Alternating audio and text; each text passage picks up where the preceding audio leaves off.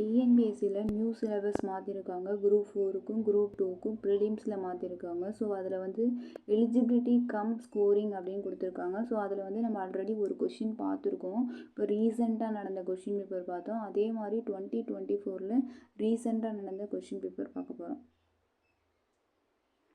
So வாங்க பார்க்கலாம். First question என்னன்னு பார்த்தோம்னா, ஃபர்ஸ்ட் கொஸ்டின் சரியான இணைப்பு சொல்லை தேர்ந்தெடு அப்படின்னு சொல்லி கொடுத்துருக்காங்க. இப்போ சுடர் விளக்கு டேஸ் தூண்டுகோல் வேண்டும் அப்படிங்கிறாங்க. சுடர் விளக்கு ஆனாலும் தூண்டுகோல் வேண்டும் அப்படின்னு சொல்கிறாங்க. இதுக்கு ஆன்சர் வந்து ஆனாலும். ஏன் அது போல் தூண்டுகோல் வேண்டும்? சுடர் விளக்கு என்ன பண்ணுன்னு நாங்கள் கொடுத்துருந்தா நம்ம அது போல் தூண்டுகோல் வேண்டும்னு சொல்லலாம். அதே மாதிரி சுடர் விளக்கு ஆகையால் தூண்டுகோல், அதில் ஒரு இது கொடுத்துருக்கணும். இப்போ இது பண்ணோம்னா இது வரும் அப்படின்னு சொல்லி ஒரு இது கொடுத்துருக்கணும். இப்போ சுடர் விளக்கு வந்து எப்போ எரியுது அது போல் தூண்டுகோல் வேண்டும் அந்த மாதிரி கொடுத்துருந்தா நம்ம போடலாம். ஸோ அதுக்கு ஏற்ற மாதிரி நமக்கு பொருத்தி பார்க்கணும். சுடர் விளக்கு ஆனாலும் தூண்டுகோல் வேண்டும் அப்படிங்கிறது தான் அதுக்கு ஆன்சர். ஓகேவா? நெக்ஸ்ட் கொஷின் பார்த்தீங்கன்னா, இரு பொருள் தருக. கொஷினை எப்போவுமே நல்லா வாசிக்கணும். இரு பொருள் தருக. தலை அப்படின்னா என்னது? தலைனா எப்போவுமே தலைவன் முதன்மை அப்படின்னு சொல்லுவோம். அதே மாதிரி சிரம்னாலும் தலை மீனிங் தான். நெக்ஸ்ட்டு கொஷினும் இரு பொருள் தருக. இப்போ நிறைனா ஒரு இது நமக்கு எடைன்னு தெரியும். நிறை அப்படின்னாலும் சால்பு அப்படிங்கிறதும் இருக்கும். இது ஸ்கூல் புக்கில் அறிஞ்சோர் பொருளில் இருக்குது. ஓகேவா? அடுத்த கொஷின் பார்த்தீங்கன்னா, இப்போ 4வது கொஷின் என்ன கொடுத்துருக்காங்கன்னா, ஒரு கொடுக்கப்பட்டுள்ள பகுதியிலேருந்து வினாவிற்கான சரியான விடையை தேர்ந்தெடு. தாமிரபரணி ஆற்றின் மேற்கு கரையில் தான் திருநெல்வேலியும் கிழக்கு கரையில் பாளையங்கோட்டையும் அமைந்துள்ளது. இவ்விரு நகரங்களும் என்ன சொல்லுவாங்க? இரட்டை நகரங்கள் அப்படின்னு சொல்லுவாங்க. பாளையங்கோட்டையில் அதிக அளவில் என்ன இருக்குன்னா கல்வி நிலையங்கள் இருப்பதால் அந்நகரை தென்னிந்தியாவின் ஆக்ஸ்போர்ட் அப்படிங்கிறாங்க. ஓகேவா? ஸோ இதுக்கான என்ன கொஷின் கேட்டிருக்காங்க அப்படிங்கிறத பார்க்கலாம். ஓகேவா? ஃபஸ்ட்டு பார்த்தீங்கன்னா, தென்னிந்தியாவின் ஆக்ஸ்போர்ட் என்று அழைக்கப்படும் நகரம் வந்து பாளையங்கோட்டை. இப்போ தான் நம்ம பார்த்தோம். அடுத்த கொஷின் பார்த்தீங்கன்னா, தாமிரபரணி ஆற்றின் மேற்கு கரையில் அமைந்துள்ள நகரம் அப்படின்னு பார்த்தோம்னா திருநெல்வேலி. கிழக்கு கரையில் பாளையங்கோட்டைன்னு பார்த்தோம், மேற்கு கரையில் திருநெல்வேலி அப்படின்னு சொல்லி பார்த்தோம். ஓகேவா? ஸோ அடுத்த கொஷின் பார்த்தீங்கன்னா, பாளையங்கோட்டை தாமிரபரணி ஆற்றின் டேஸ் கரையில் அமைந்துள்ளது அப்படின்னு கேட்குறாங்க. இப்போ நமக்கு தெரியும் கிழக்கு கரையில் அமைந்துள்ளது அப்படின்னு தான் இப்போ பார்த்தோம். ஓகேவா? ஸோ அதுக்கு அடுத்தது பார்த்தீங்கன்னா, பாளையங்கோட்டை அதிக அளவு இருப்பவை கல்வி நிலையங்கள் அப்படிங்கிறத அந்த பேராகிராஃபில் கொடுத்துருக்காங்க. இரட்டை நகரங்கள் என அழைக்கப்படுபவை எது அப்படின்னு பார்த்தோம்னா, பாளையங்கோட்டையும் திருநெல்வேலி ரெண்டும் தான் இரட்டை நகரங்கள் அப்படின்னு சொல்லி அழைச்சிருவாங்க. ஓகேவா? ஸோ இந்த கொஷின்லாம் நல்லா ஈஸியாக தான் இருக்கும். அடுத்து நெக்ஸ்ட்டு வந்து பார்த்தீங்கன்னா, வங்கம் அழுவம் வங்கம் இதோட பொருள்ஸ் கேட்குறாங்க. வங்கம் அழுவம் அழுவம் வங்கம் அப்படின்னா என்ன மீனிங்னா கப்பலை குறிக்கக்கூடியது. ஓகேவா? ஸோ இதை வந்து நம்ம பார்க்குறப்பே ஒரு பெயர் தான். கப்பல்ங்கிறது ஒரு பெயர் சொல் தான். அப்போ பெயர் திரிச்சொல்னு இல்லாமல் இயல்பினான் பயின்றான் அப்படிங்கிறப்ப இது ஒரு வினையை செய்கிற மாதிரி இருக்குது. பயின்றான்னா கல்வி பயிறது. அப்போ இது ஒரு வினை திரிச்சொல் அப்படின்னு சொல்லலாம். அன்ன மான அப்படிங்கிறது பார்த்திங்கன்னா இது வந்து நல்லா தெரியும் இடையில் வரக்கூடிய ஒரு திரிச்சொல். அதே கூர்களி அப்படிங்கிறது பார்த்தீங்கன்னா உரி திரிச்சொல். ஓகேவா? நெக்ஸ்ட்டு வந்து சொல் பொருள் பொருத்துக அப்படின்னு சொன்னாங்க. இப்போ தீர்வன அப்படின்னா என்னென்னா நீங்குபவை அப்படிங்கிறது தான் தீர்வன. அடுத்து உவச்சமம் அப்படிங்கிறது என்ன சொல்லுவாங்கன்னா அடங்கி இருத்தல். இதெல்லாம் ஸ்கூல் புக்கில் மீனிங் அறிஞ்சோர் பொருள் இருக்குது. ஸோ அதை நல்லா படிச்சுக்கோங்க. அடுத்து ஓர்த்தல் அப்படின்னா வந்து என்ன சொல்கிறாங்கன்னா நல்லறிவு, திறத்தன தன்மை உடையன. ஓகேவா? அடுத்த கொஷின் பார்த்தீங்கன்னா, சரியான தொடரை தேர்ந்தெடுத்து எழுதுக. சிலப்பதிகாரம் என்னும் காப்பியத்தை இயற்றியவர் இளங்கோவடிகள். இந்த வேர்டிங்ஸை நம்ம ரீட் பண்ணி பார்த்தோம்னாவே தெரியும். இது கரெக்டாக வந்து வேர்டிங் ஃபார்ம் ஆகிருக்கு.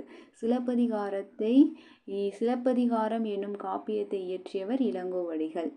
அடுத்த கொஷின் பார்த்தீங்கன்னா, இதில் என்ன சரியான தொடரை தேர்ந்தெடுத்து எழுதுக. இதுவும் அந்த வேர்டிங்ஸை ரீட் பண்ணி பார்க்கணும்.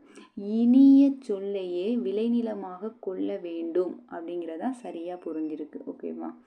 அடுத்து வந்து இதில் என்ன சொல்கிறாங்க, பொருத்தமான பன்மை விகுதி கேட்குறாங்க. பன்மைனா கல் அப்படின்ற மாதிரி வரும்ல, அதான். இப்போ வந்து பானா பாக்கள் கரெக்டாக கொடுத்துருக்காங்க. ஈனா என்னது ஈக்கள் அப்படிங்கிறதும் கரெக்டு தான். கா வந்து காக்கல் எப்படின்னா இது காக்கல் அப்படிங்கிறது ஒரு மீனிங்கே கிடையாது. மடுக்கல் அப்படிங்கிறதும் ஒரு மீனிங் கிடையாது. ஆனால் இது ரெண்டும் வந்து ஒரு மீனிங், பொருத்தமான மீனிங்கோட பொருந்திருக்கு. ஸோ அப்போ அதுதான் அதோட பன்மை. அடுத்த கொஷின் பார்த்தாங்கன்னா, சரியான கலை சொல்லை தேர்ந்தெடுத்து எழுதுக. ஆடிட்டர்னா என்ன பண்ணுவாங்க, ஆடிட்டிங் பார்ப்பாங்க. ஆடிட்டிங்னா கணக்கு வழக்கு பார்க்குறவங்க. அப்போ இது பட்டய கணக்கர். அடுத்து கூற்று காரணம் சரியா தவறா. இந்தியாவில் காற்றாலை மின் உற்பத்தி செய்யப்படுகிறது. கரெக்டு தான். காற்றாலை மின் உற்பத்தியில் இந்தியா முதலிடம்ங்கிறாங்க. இந்தியா முதலிடம் கிடையாது, தமிழ்நாடு தான் முதலிடம். இதுவும் வந்து ஸ்கூல் புக்கில் இருக்குது. ஓகேவா? அடுத்து வந்து பார்த்திங்கன்னா, கூற்று காரணம் அப்படிங்கிறது வந்து சரியா தவறான்னு கேட்டிருக்காங்க. ஆனால் நம்ம சிலபஸில் கூற்று காரணம் அப்படின்னு சொல்லி ஒன்று கொடுக்கல. பட் இருந்தாலும் இந்த கொஷின் பேப்பரில் இருக்கிறனால தெரிஞ்சுக்கோங்க. ஸ்டீஃபன் ஹாக்கிங் எழுதிய நூல்களுள் காலத்தின் சுருக்கமான வரலாறு என்ற நூல் வந்து 40 மொழிகளில் மொழிபெயர்க்கப்பட்டது அப்படிங்கிறாங்க. இது கரெக்டு தான். 1918 வெளிவந்த இந்நூல் பார்த்தீங்கன்னா பெருவெடிப்பு, கருந்துளை ஆகியவை பற்றிய அரிய உண்மைகளை பொதுமக்களிடையே பரப்பி 1 கோடி படிகளுக்கு மேல் விற்பனையானது அப்படிங்கிறதும் கரெக்டு தான். ஓகேவா? ஸோ அடுத்து நெக்ஸ்ட் கொஷின் பார்த்தீங்கன்னா, இது வந்து பார்த்தோன்னா சரியான வினை மரபோடு இணைத்து எழுதுக அப்படின்னு சொன்னாங்க. முடை அப்படின்னா என்ன சொல்லுவாங்கன்னா, கூடைய முடையணும் அப்படிம்பாங்க. அதுவே வந்து பாலுனா பால் பருகு, பால் வந்து பருகு அப்படின்னு சொல்லுவாங்க. இலைய வந்து பறி அப்படின்னு சொல்லுவாங்க. மாலை வந்து என்ன பண்ணுவாங்க, தொடு. மாலையை வந்து என்ன பண்ணும், தொடு அப்படின்னு சொல்லுவாங்க. ஸோ இதுதான் அதுக்கான வினை மரபு. அடுத்து இதே மாதிரி சொற்களை இணைத்து புதிய சொல் உருவாக்குக அப்படின்னு சொன்னாங்க. அகவும், எது அகவும், மயில் தான் அகவும். குயில் வந்து என்ன பண்ணும், கூவும் அப்படின்னு சொல்லலாம். மயில் வந்து அகவும், புறா வந்து குணுகும். அதே கிளி என்ன பண்ணும், பேசும் அப்படிங்கிறது தான். அடுத்து வந்து பார்த்தீங்கன்னா, அதிக அளவில் மரங்களை வளர்ப்போம். டேஸ் மரங்கள் தான் மலைக்கு அடிப்படை அப்படிங்கிறது. அது வந்து நல்லா பார்த்துக்கோங்க, அதுக்கேற்ற மாதிரி நம்ம பொருத்தணும். அதிக அளவு மரங்களை வளர்ப்போம். மரங்களை வளர்த்தா என்ன தெரியும், என்ன கிடைக்கும், அதுதான் ஏனெனில் மரங்கள் தான் மலைக்கு அடிப்படை அப்படிங்கிறது வரணும். அடுத்து சரியான இணைப்பு சொல்லால் நிரப்புக அப்படிங்கிறாங்க. தமிழகத்தில் மழை பெய்து வருகிறது. டேஸ் 2 நாட்கள் மழை நீடிக்கும். மேலும் 2 நாட்கள், செய்தியெல்லாம் பார்த்தோம்னா மேலும் 2 நாட்கள் மழை நீடிக்கும் இப்படிலாம் கொடுப்பாங்க. அடுத்து சொற்களை இணைத்து புதிய சொல் உருவாக்குக. இப்போ மரம் கூட்டல் வேர் அப்படிங்கிறது என்னென்னா மரவேர் அப்படின்னு சொல்கிறாங்க. இப்போ வந்து இது வந்து என்ன பண்ணோம், கெடுதல் அப்படிங்கிற புணர்ச்சி விகுதி இருக்கும். புணர்ச்சி வந்து கெடுதல்னா அது கெட்டு, அந்த விகார புணர்ச்சியை 3ஆக பிரிப்பாங்க. அது பார்த்தோம்னா திரிதல், கெடுதல், அடுத்து திரிதல், கெடுதல், தோன்றல் அப்படின்னு சொல்லியிருக்கும். ஸோ இதில் வந்து மரம் ப்ளஸ் வேர் அப்படிங்கிறப்ப இது வந்து கெடுதல் அப்படிங்கிற புணர்ச்சி விதிப்படி மரவேர் அப்படிங்கிறது மாறி இருக்கும். ஓகேவா? அடுத்து வந்து சொற்களை இணைத்து புதிய சொற்கள் உருவாக்குவ. நாட்டுப்புறம் ப்ளஸ் பாடல், இதுவும் பார்த்தீங்கன்னா இது திரிதல் அப்படிங்கிற விகார புணர்ச்சி படி இம்முங்கிறது இப்பா திரிஞ்சிருக்கு அப்படிங்கிறத சொல்லுவாங்க. நாட்டுப்புற பாடல். அடுத்து வந்து பேச்சு வழக்கு சொல்லுக்கு இணையான எழுத்து வழக்கு தொடரை கண்டறிக. இன்னைக்கு காத்தாலே காப்பி குடித்தேன் அப்படிங்கிறப்ப நம்ம தூய தமிழில் எப்போ எழுதணும், இன்றைக்கு காலையில், காத்தாலைங்கிறத நம்ம காலையில், காப்பி அப்படின்னா குழம்பி நீர் அப்படின்னு சொல்லுவாங்க, அதை குடித்தேன் அப்படிங்கிறத எழுதணும். அடுத்து 24 கொஸ்டின் என்ன சொல்ல, நிறுத்தற் குறிகளை அறிதல். எது சரியானது. ஓ என்னை அறியாமல் தூங்கிவிட்டேனோ, இந்த மாதிரி ஏ ஓ அந்த மாதிரி முடியும்ல, இந்த இதை பிரித்தோம்னா ஏ ஓ அப்படின்னு முடியும்ல, அந்த மாதிரி வந்துச்சுனாவே நம்ம கொஷின் மார்க்கு தான். ஸோ அதனால் இது கண்டிப்பாக கொஷின் மார்க். ஓ அப்படிங்கிறப்ப நம்ம என்ன தெரியும்னா, இது வந்து ஒரு ஆச்சரிய குறி, அவன் ஆச்சரியமாக பார்க்குறான் அறியாமல் தூங்கி விட்டேனது. அடுத்து வந்து பார்த்தீங்கன்னா ஊர் பெயர்களோட மருவை எழுதணும். மயிலாப்பூர் அப்படிங்கிறத மயிலை அப்படின்னு தான் சொல்லுவாங்க. மண்ணை அப்படின்னா மன்னார்குடி அப்படிங்கிறத சொல்லுவாங்க. ஓகேவா? அடுத்த ஊர் பெயர்களோட மருவு. தஞ்சாவூர் அப்படிங்கிறது தஞ்சை அப்படின்னு சொல்லுவாங்க. ஓகேவா? புன்சை அப்படிங்கிறதான் புஞ்சைன்னு சொல்லுவாங்க. புதுகைனா புதுக்கோட்டை அப்படிங்கிறத சொல்லுவாங்க. ஓகேவா. நஞ்சை அப்படிங்கிறத நன்செய் அப்படிங்கிற நன்செய் நிலம் இருக்குல்ல அது சொல்லுவாங்க. அடுத்து பிறமொழி சொல்லுக்கு இணையான தமிழ் சொல்லை கண்டறிக அப்படிங்கிறாங்க. ஒஞ்சி அப்படிங்கிறது வந்து பார்த்தோம்னா இதோட மீனிங் வந்து என்னன்னா ஒன்று அப்படிங்கிறது தான் அதோட மீனிங். ஓகேவா. அடுத்து உனக்கு பாட தெரியுமா என்ற வினாவிற்கு எனக்கு ஆட தெரியும். ஆடல் பாடல் ரெண்டுமே ஒரு இனமொழி தானே, ரெண்டுமே இனமானது தானே. ஸோ அதனால பாட தெரியுமா அப்படிங்கிறப்ப ஆட தெரியும் அப்படிங்கிறது இனமொழி விடை அப்படிங்கிறது சொல்லலாம். அடுத்து கலை சொல்லின் பொருளை அறிந்து பொறுத்துக. இப்போ டிசீஸ் அப்படின்னா நமக்கு தெரியும் நோய். சைடு எஃபெக்ட் அப்படின்னா பக்க விளைவு. ஜீன்னா என்னது மரபணு. அலர்ஜி அப்படின்னா ஒவ்வாமை. இதான் ஸ்கூல் புக்லேயே இருக்குது, நல்லா படிச்சுக்கோங்க. அடுத்து இதுக்கும் சரியான கலை சொல்லை தேர்ந்தெடுங்க. லீடர்ஷிப் அப்படின்னா என்ன சொல்லுவோம், தலைமை பண்பு அப்படின்னு சொல்லுவோம். லீடர்ஷிப் அப்படிங்கிறது வந்து ஒரு தலைமை பண்பு அப்படிங்கிறது தான் சொல்லுவோம். லீடர் அப்படின்னா தான் தலைமகன். தனித்துவம்னா ஒரு இண்டிவிஜுவலாக இருக்கக்கூடிய கெப்பாசிட்டி அந்த மாதிரி சொல்லணும். ஒரு இண்டிவிஜுவலாக இருக்கணும். தலைமை பொறுப்புனா ஒரு லீடரோட ரெஸ்பான்சிபிலிட்டி அப்படிங்கிற மாதிரி வரும். ஓகேவா. அடுத்தது பார்த்தோன்னா எவ்வகை வாக்கியம் என கண்டெழுத்துக செயபாட்டு வினைத்தொடரை கண்டறிக அப்படிங்கிறாங்க. செயபாட்டு அப்படிங்கிறப்ப நமக்கு தெரியும் படு, பட்டது, போனது, ஆனது, ஆயிற்று இந்த மாதிரிலாம் வந்துச்சுனாவே அது செயபாட்டு வினை. இங்கே பட்டது அப்படிங்கிறது வந்துருக்கு பாருங்க, பத்திரம் பதிவு செய்யப்பட்டது, அதுதான் வந்து செயபாட்டு வினை. அடுத்து எவ்வகை வாக்கியம் அப்படிங்கிறத கண்டெழுதணும்னு சொல்கிறாங்க. தன்வினை தொடரை கண்டறிக. தன்வினைனா நான் செய்கிறது. நான் வந்து பதவியை விட்டு நீங்கினான் அப்படின்னு சொல்கிறப்ப பதவியை விட்டு நீங்கினான்னா அவன் தான் அவனோட பதவியை விட்டு நீங்கினான். நீக்கப்பட்டான் அப்படிங்கிறப்ப இது வந்து ஒரு பிணவினையம், இன்னொருத்தவங்க நீக்கிட்டாங்க அப்படிங்கிற மாதிரி வரும். விலக்கப்பட்டான் அப்படிங்கிறதும் இன்னொருத்தவங்க விலக்கிட்டாங்க இவனை அப்படிங்கிறப்ப இதுவும் பிறவினை. பதவியை விட்டு நீக்கினான் அப்படின்னா இன்னொருத்தவங்க இவனை நீக்கிட்டாங்க. ஸோ இவனே நீங்கிறங்கப்ப அதான் தன்வினை அப்படின்னு சொல்கிறாங்க. விடைக்கேற்ற வினாவை அமைக்கன்னு சொல்லியிருக்காங்க. அரசுக்கு தவறாமல் வரி செலுத்த வேண்டும் அப்படிங்கிறப்ப நல்லா பார்த்துக்கோங்க. அரசுக்கு தவறாமல் என்ன செய்ய வேண்டும், வரி செலுத்த வேண்டும் அப்படிங்கிறது தான் அதுக்கு. உனக்கு கதை எழுத தெரியுமா என்ற வினாவிற்கு எனக்கு கவிதை எழுத தெரியும்னு சொல்லுவாங்கல்ல. அப்போ கதைக்கும் கவிதையும் பார்த்தோன்னா ஒரு இனமான ஒரு சொல்லுதான் கதை, கவிதை இதெல்லாம். அப்போ இது ஒரு இனமொழி விடை அப்படின்னு சொல்லலாம். சொற்களை முறையாக ஒருங்கமைக்கப்பட்ட தொடரை கண்டறிக. மல்லிகை குளத்தில் பூக்கும் மலர் அன்று அப்படின்னு சொல்லுவாங்க. மலர் அன்று, மல்லிகை குளத்தில் பூக்கும் மலர், ஒரு இதை மட்டும் ஒருமையில் சொல்கிறப்ப நம்ம அன்று அப்படிங்கிறது தான் போடும். ஓகேவா. அடுத்து வந்து பார்த்தீங்கன்னா சரியான தொடர் எது கண்டறிந்து எழுதுக. மனிதன் இயற்கையோடு போராடி கொண்டே இருக்கிறான் அப்படிங்கிறப்ப நல்லா பாருங்க, இது வந்து தொடர் கரெக்டாக இதுதான் கரெக்டாக பொருந்திருக்கு பாருங்க. ஒரு ஆர்டராக வந்திருக்கு, அதனால அந்த கொஸ்டின் ஆன்சர். அடுத்து இதுவும் சரியானது. இலக்கியா இனிமையாக பாடியதால் பரிசு பெற்றாள் அப்படிங்கிறப்ப இதுவும் அப்படியே கரெக்டாக ஒரு ஆர்டராக பொருந்திருக்கு. அடுத்து அகர வரிசை அப்படிங்கிறப்ப ஆனால் நமக்கு நல்லா தெரியணும். அப்போ ஊ வரும், ஊக்கு அப்புறமேட்டு என்ன வரும், ஏ வரும், ஏ வரும், அடுத்து ஓ வரும். ஸோ இதுதான் அகர வரிசையில் கரெக்டாக பொருந்திருக்கு. அடுத்து வேர் சொல்லுக்கான வினையாளனையும் பெயர். இப்போ வந்து பார்த்தீங்கன்னா இப்போ தந்தவன் அப்படிங்கிறது தான் இதான் வினையாளனையும் பெயர் அப்படிங்கிறது சொல்கிறாங்க. ஓகேவா. இப்போ இது வந்து ஏன் தந்தான் வரல, இது ஒரு வினைமுற்று. தருதல் அப்படிங்கிறது பார்த்தோம்னா இது தொழிற்பெயர். தந்து அப்படிங்கிறது பார்த்தோம்னா இது ஒரு வினையெச்சம். ஓகேவா. அடுத்து பண் என்னும் சொல்லுக்கு இணையற்ற சொல் தான் கேட்டிருக்காங்க. பண்ணுன்னா நமக்கு தெரியும் இசை வரும், பாடல் வரும், ஓசை வரும், இது எல்லாமே இதுக்கு இணையானது. இணையற்றது வந்து பணி அப்படிங்கிறது தான். பொருளை புரிந்து கொண்டு தொடரை நிறைவு செய்க. நிலத்துக்கு அடியில் கிடைக்கும் டேஸ் யாவும் அரசுக்கே சொந்தம். நிலத்துக்கு அடியில் என்ன கிடைக்கும், புதையல் தான் கிடைக்கும். அது யாருக்கு சொந்தம், அரசுக்கு தான் சொந்தம். சரியான விடையை தேர்ந்தெடுத்து எழுதுக.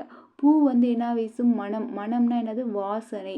இந்த மனம் 2 சுழி நான் போட்டோம்னா இந்த மனம் அப்படிங்கிறது வந்து பார்த்தோம்னா உள்ளம். ஓகேவா. அடுத்தது வந்து ஆங்கில சொல்லுக்கு இணையான தமிழ் சொல். வன பாதுகாப்பாளர் அப்படின்னு என்ன சொல்லுவோம், வைல்டு கன்சர்வேட்டர் இல்லைன்னா ஃபாரஸ்ட் கன்சர்வேட்டர் அப்படின்னு தான் வரணும். அப்போ இது தப்பு. வன விலங்குகள் அப்படின்னா இது வைல்டு அனிமல், இது வரணும். ஓகேவா. அடுத்து வந்து காடு அப்படின்னாவே ஜங்கிள், ஃபாரஸ்ட் அப்படின்னு வரணும். வனவியல்னா ஃபாரஸ்ட்ரி அப்படிங்கிற ஒரு படிப்பு. அப்படிங்கிறப்ப இதுதான் கரெக்டாக பொருந்திருக்கு. ஓகேவா? அடுத்த கொஷின் பார்த்தீங்கன்னா, சரியான மரபு சொல்லை தேர்ந்தெடுத்து எழுதுக. ஆந்தை என்ன பண்ணும்? அலறும். ஓகேவா? அதே வந்து பார்த்தோம்னா சேவல் கூவும், அதே மயில் வந்து அகவும், இங்கே வந்து கிளி வந்து பேசும் அப்படிங்கிறது தான் வரும். ஓகேவா? பொருத்தமான சொல்லை கண்டறிக. கேணி, கிணறுன்னு இருக்கு, கிணறு கேணி கரெக்டு தான்.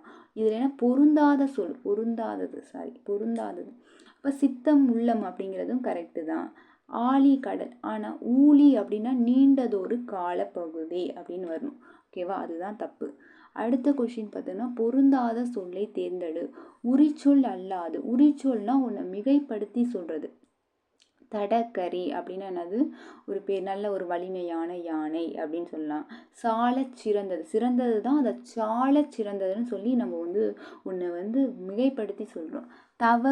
தவ இது வந்து பார்த்தோன்னா இதுக்கு வந்து என்னது? தவ சிறந்தது அப்படின்னு கூட சொல்லலாம். ஓகேவா? அப்போ வந்து உன்னை வந்து நல்லா மிகைப்படுத்தி சொல்கிறாங்க.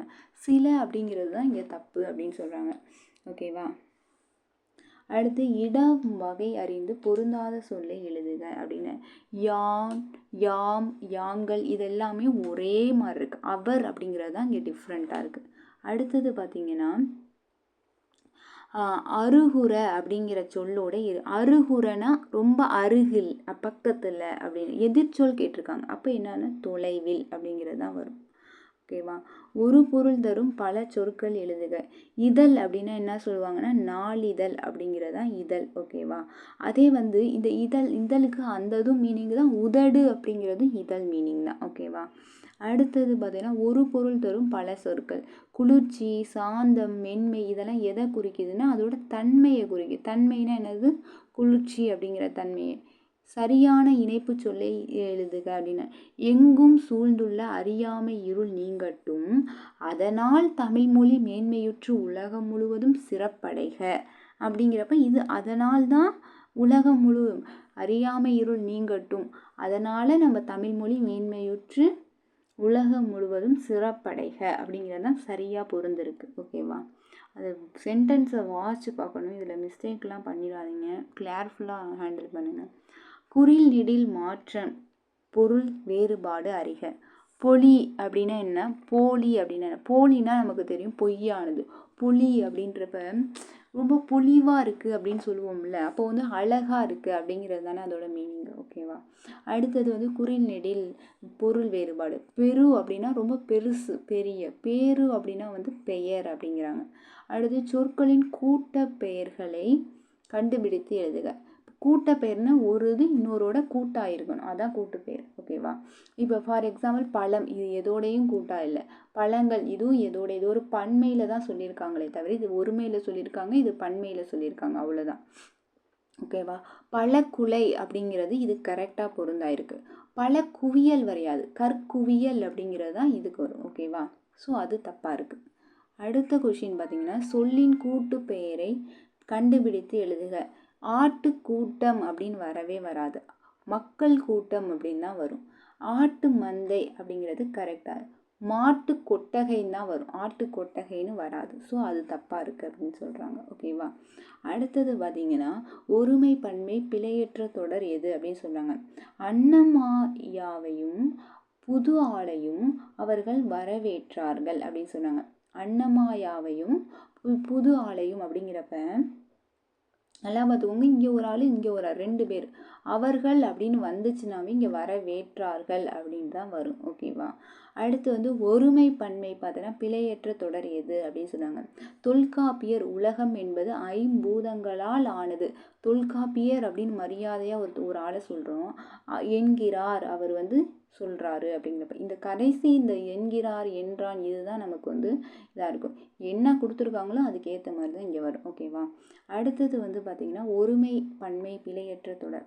கலிங்க வீரர்கள்னு கொடுத்துருக்காங்க, ஆனால் இங்கே பார்த்தீங்கன்னா ஒருவரை ஒருவர், இதுதான் ரொம்ப முக்கியம். ஓகேவா? இங்கே வீரர்கள் கொடுக்குறாங்கன்னா நம்ம ஒருவரை ஒருவர் முந்தி கொண்டு ஓடினார்கள் அப்படின்னு எழுதக்கூடாது. இங்கே என்ன கொடுத்துருக்காங்களோ அதுக்கேற்ற மாதிரி தான் இங்கே வந்திருக்கணும், ஓடினார்கள். ஓகேவா? அடுத்தது வந்து பார்த்தீங்கன்னா, சொல்லும் பொருளும் பொறுத்துக்கிற. வித்து அப்படின்னா விதை, கலை அப்படின்னா வேண்டாத செடி, ஈன அப்படின்னா வந்து என்னது பெற, நிலன்னா நிலம். இதெல்லாம் மீனிங் படிக்கணும், ரொம்ப ஈஸியாக தான் இருக்கும். அதே மாதிரி ஓர் சரியாக அமைந்த தொடரை தேர்ந்தெடுத்துக்க. நல்லா பார்த்துக்கோங்க, ஒரு அப்படிங்கிறது எப்போவுமே காஞ்ஞாச்சா வரும்ல, மெய்யெழுத்துக்களில் வரும். ஓர் அப்படிங்கிற இடத்து வந்து பார்த்தோன்னா அங்கே வந்து அதுக்கப்புறமேட்டு வர்றது எப்போவுமே உயிர் எழுத்தாக இருக்கணும். ஒரு காட்டின் வளத்தை குறிக்கும் குறியீடு புலியாகும். ஓர் காட்டின்லாம் வராது, ஏன்னா இங்கே வந்து ஆனா உயிரெழுத்து இல்லை. இதுவும் வராது, ஏன்னா இங்கே வந்து உயிரெழுத்து இல்லை. ஒரு காட்டின் வளத்தால் குறிக்கும், ஒரு காட்டின் வளத்தால் குறிக்கும் குறியீடுன்னு வருது. இது வளத்தை குறிக்கும். அந்த மீனிங் பாருங்கள், படித்து பார்த்தாலே உங்களுக்கு புரியும். ஓகேவா? அடுத்தது பார்த்தீங்கன்னா 61 பிழை திருத்துதல். கீழ்காணும் இதுவும் ஒரு பற்றி சரியானதுன்னு நான் சொன்னேன். இங்கே ஒரு உயிரெழுத்து வரணும், ஓர் வரணும், இது கரெக்டாக பொருந்திருக்கு. இங்கே ஒரு வந்திருக்கு, இங்கே வந்து மெய்யெழுத்து வந்திருக்கு, ஸோ இதுவும் கரெக்டாக பொருந்திருக்கு. இங்கேயும் வந்து ஒரு வந்திருக்கு, இங்கே வந்து மெய்யெழுத்து வந்திருக்கு, இதுவும் கரெக்டாக பொருந்திருக்கு. ஸோ அதனால தான் அது கரெக்டான ஆன்சர். பொருத்தமான என்னது பொருளை தெரிவு செய்தல் அப்படின்னு. யாண்டு அப்படின்னா பார்த்தோன்னா எங்கும் அப்படின்னு, இது மீனிங் தான். ஓகேவா? பொருத்தமான பொருளை தெரிவு செய்தல். உரு என்ற சொல்லோட பொருள் என்னது? அழகு அப்படின்னு சொல்கிறாங்க. அதுக்கு நான் கூட ஷார்ட்கட் வச்சுருக்கேன், உருவமே அழகாக இருக்குது அப்படின்னு சொல்லி வைக்கிறது. ஓகேவா? அடுத்து பொருத்தமான பொருளை தெரிவு செய்தல். கிளை அப்படின்னா என்னென்னா, கிளை என்ற பொருள் வந்து கொம்பு அப்படின்னு சொல்லுவாங்க. ஓகேவா? ஓகே, கிளைனா கொம்பு. அடுத்து தவறான இணை தான் கேட்குறாங்க, தேர்ந்தெடுக்கணும். செவ்விலக்கியம்னா கிளாசிக்கல் லிட்ரேச்சர் கரெக்டு, காப்பிய இலக்கியம்னா எபிக் லிட்ரேச்சர் கரெக்டு, பக்தி இலக்கியம்னா டிவோஷனல் லிட்ரேச்சர் கரெக்டு, நவீன இலக்கியம் ஃபோக் லிட்ரேச்சர்னா நாட்டுப்புற இலக்கியம். நவீன இலக்கியம்ங்கிறப்ப என்ன வரும்? மாடர்ன் லிட்ரேச்சர் அப்படின்னு சொல்லி வரும். நவீனம்னா மாடர்ன் லிட்ரேச்சர் அப்படின்னு வரும். ஓகேவா?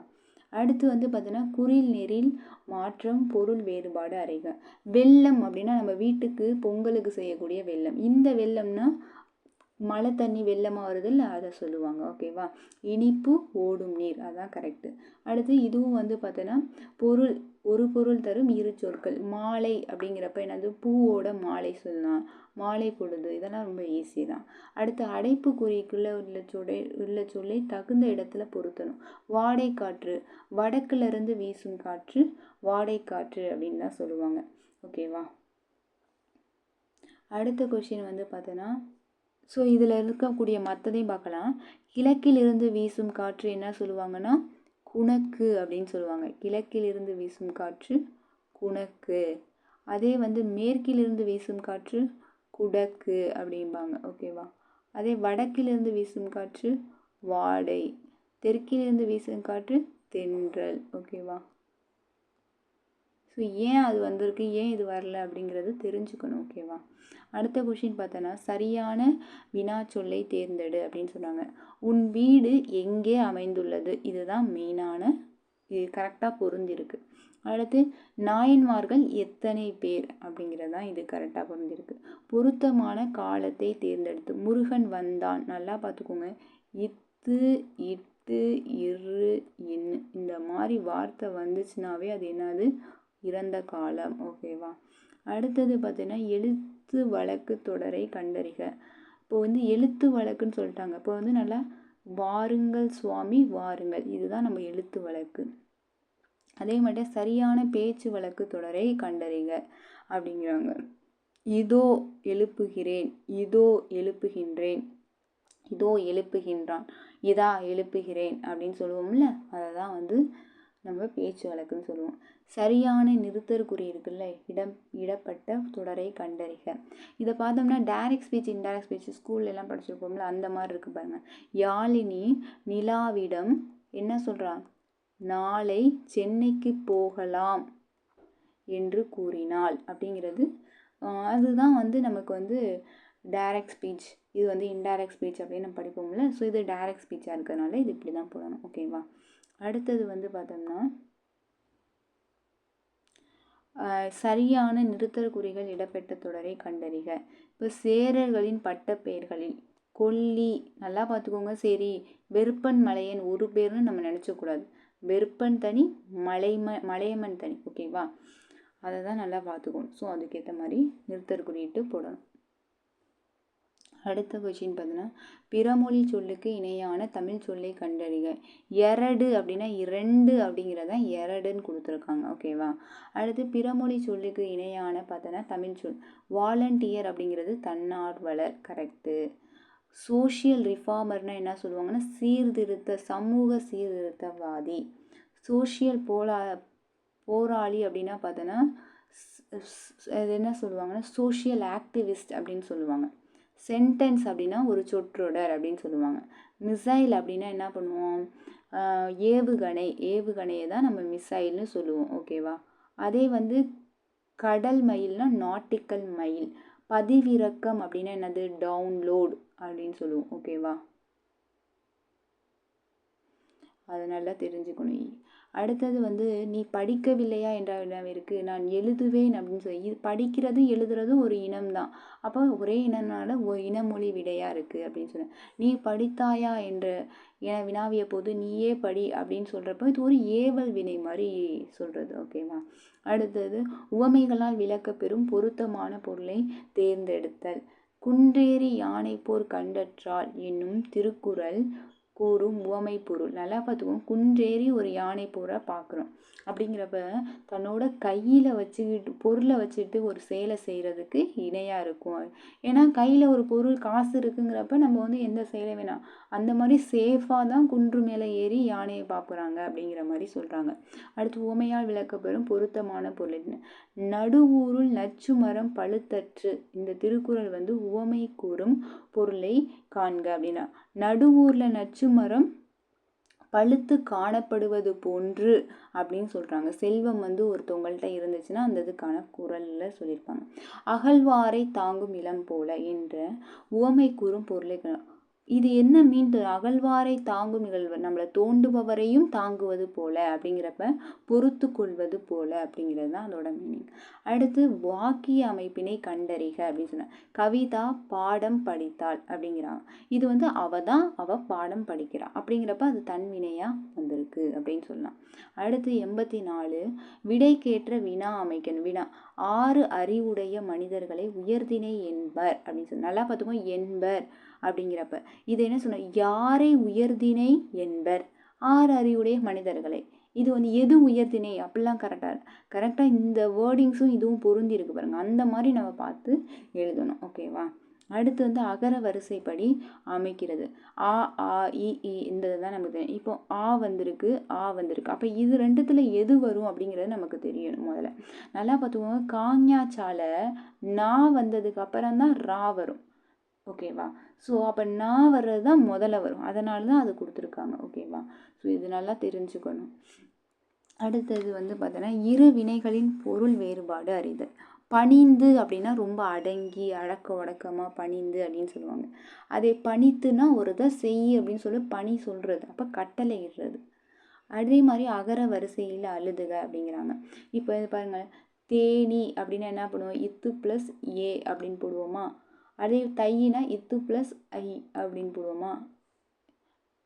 அதுக்கப்புறம் தாக்கு அடுத்து தான் காஞ்ஞாச்சால தா பா அப்படின்னு தான் வரும், ம அப்படின்னு தான் வரும். ஸோ அதனால தான் அது வந்திருக்கு. ஸோ இந்த வரிசையில் பார்க்குறப்ப இது முதல்ல வருது, ஏ வருது, அதுக்கப்புறம் ஐ வருது, பா வருது, மா வருது. அந்த வரிசையில் நம்ம பார்க்கணும்.